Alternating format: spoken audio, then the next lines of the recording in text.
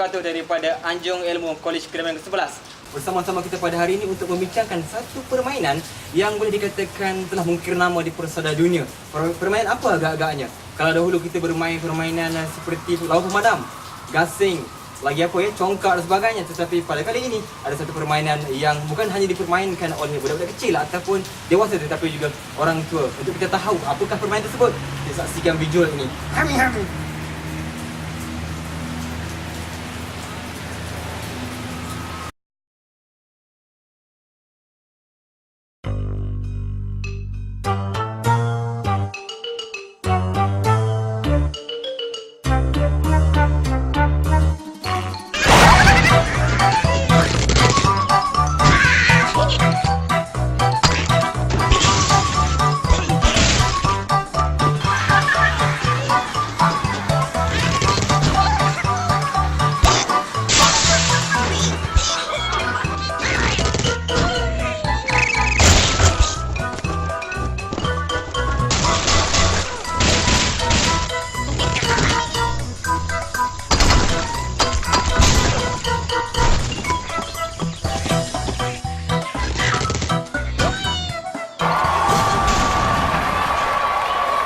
Itulah para penonton satu permainan yang dinamakan sebagai Angry Bird, yang merupakan burung yang marah yang sudah terkesan atau tersebar luas sejak daripada tahun 2009 hingga kini telah mengukir nama yang sangat besar dan telah menjadikan dunia ini seolah-olah dipenuhi dengan Angry Bird yang tidak bersayap. Jadi bersama kita pada hari ini merupakan teman saya sendiri yang merupakan pimpinan KMIUM, itu saudara Bukhari Sofian.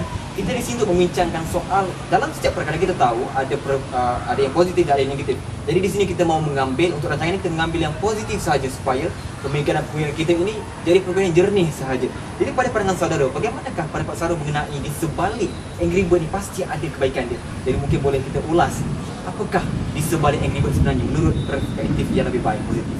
Siap. Ya, bismillahirrahmanirrahim. Assalamualaikum warahmatullahi wabarakatuh dan salam sejahtera. Pertamanya, terima kasih kepada hadirin hadirat negara sudi untuk bersama kami dalam diskusi mengenai apa dia intipati daripada Angry Bird itu sendiri. Baik, secara amnya kita tengok Angry Bird itu bermaksud angry, iaitu kemarahan, ataupun bird kita boleh tafsirkan sebagai burung. Jadi dalam bahasa Arabnya kita istilahkan sebagai sakhtu at-tuyur ataupun ghadabut tuyur, Angry Bird lah bagi mereka yang belajar bahasa Arab. Baik, kalau kita tengok secara zahirnya, nama Angry Bird itu sudah menunjukkan satu sifat yang negatif, sifat marah. Tapi janganlah kita nilai daripada sudut zahir semata-mata. Kita perlu analisis apakah intipati yang terkandung dalam permainan Angry Bird itu. Sebagai contoh yang pertamanya, saya ambil konsep, iaitu kita boleh lihat dalam permainan itu kita ditekankan konsep yang pertamanya, konsep pengorbanan, ataupun kita boleh tafsirkan sebagai sacrifice. Bagaimana soal pengorbanan burung-burung itu mengorbankan diri mereka untuk melawan musuh-musuh mereka.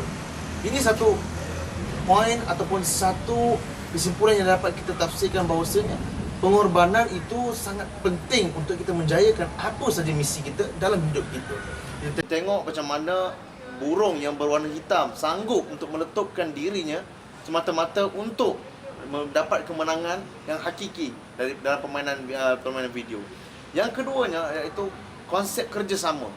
Konsep kerjasama ataupun dalam istilah dakwahnya kita panggil sebagai wahdatul fikr ataupun sebagai munazam tanzim, satu penyusunan organisasi yang teratur. Bagaimana kalau kita lihat setiap burung-burung itu mempunyai kapasiti ataupun kelebihan yang tertentu. Sebagai contoh, mungkin burung yang berwarna kuning, kuning, mempunyai kepakarannya itu boleh bertindak secara laju. Ini satu kelebihan yang ada pada burung yang kuning itu. Kemudian kalau kita lihat burung yang berwarna putih, iaitu tidak mempunyai kudrat yang mana, tapi sanggup mengorbankan anaknya untuk mengalahkan musuh-musuh. Bukan anak tapi dalam kandungan lagi. Dalam kandungan lagi, subhanallah. Jadi kita boleh rungkaikan bahawasanya soal kemahiran yang ada pada burung-burung itu telah disusun menurut strategi masing-masing. Jadi itulah keperluan yang perlu ada pada kita sebagai seorang manusia. Bila kita bergerak kerja dalam organisasi, perlu kita susunkan orang-orang kita berdasarkan kepada kepakaran masing-masing. Baik, yang ketiganya sahabat adalah elemen ketaatan, yang mana kita sebagai pemain, bila kita main dalam permainan Angry Bird, kita bertindak sebagai seorang ketua. ketika itu burung itu akan mematuhi peraturan kita. Kalau kita kata ke kananlah ia. Kalau kita kata terbang ke atas, terbanglah ia. Kalau kata ke turun, turunlah ia. Makna katanya burung itu menurut ke atas arahan yang diberikan oleh pemimpin. Jadi itulah itulah intipati yang boleh kita ambil ataupun sebagai istifadah. Sebab kalau kita lihat soal kepimpinan ataupun arahan pemimpin ini sangat memberi makna dalam kerja berkomunikasi. Sebagaimana kita tengok dalam sejarah peperangan Rasulullah SAW, bagaimana perang Uhud itu, ketika mana tentera Islam tidak mematuhi perintah Rasulullah SAW untuk jangan mengambil harta setelah kamu menang, tapi kerana ketamakan, kerana keengganan untuk mematuhi arahan Rasulullah, akhirnya tentera Islam turun dan mengambil harta ghanimah itu, dan akhirnya mereka telah menemui kekalahan yang besar. Jadi itu antara intipatinya, perlu kita untuk taat pada arahan pimpinan kita. Dan yang terakhirnya sahabat semua adalah bahawasanya Angry Bird itu mereka tidak melakukan pekerjaan ataupun mereka tidak bertindak secara melulu. Mereka tidak bertindak secara kesorangan, tapi mereka bertindak secara berkelompok, secara berkumpulan. Kalau kita tengok secara analoginya, lidi satu batang kalau kita patahkan begitu mudah. Tapi kalau lidi yang telah diikat dengan getah, kita patahkan mungkin agak susah dan agak berat. Jadi begitulah episod kehidupan kita. Perlunya kita hidup di atas muka bumi Allah ini dengan bersama-sama, dan janganlah kita seperti kera di dalam hutan yang hanya menyendiri sendirian. Jadi intipati yang boleh kita ambil daripada permainan Angry Bird itu sendiri. Mungkin ada lagi di kalangan pemikir yang lain yang boleh mengurungkaikan apakah lagi antara kebaikan-kebaikan ataupun nilai-nilai moral yang kita boleh dapat daripada Angry Bird tersebut. Jadi saya kira cukup setakat itu. Mudah-mudahan dengan permainan Angry Bird itu kita tidak hanya bermain semata-mata, tapi kita dapat yang lebih penting lagi itu adalah isi daripada Angry Bird itu sendiri. Jadi cukup setakat itu daripada saya. Assalamualaikum warahmatullahi wabarakatuh. Ya, itulah dia kesan daripada pereka utama Angry Bird yang bernama Jacko Lisalo daripada syarikat Rovio Mobile di Finland, yang telah memberi kesan yang sangat besar, yang merupakan satu fenomena yang baru bagi saya. Kita boleh lihat Angry Bird di mana-mana sahaja, dan kita lihat bila kita berfikiran positif, maka positiflah pemikiran kita. Kalau jernih pemikiran, maka jernihlah kita punya pendapat dan kita punya fikiran.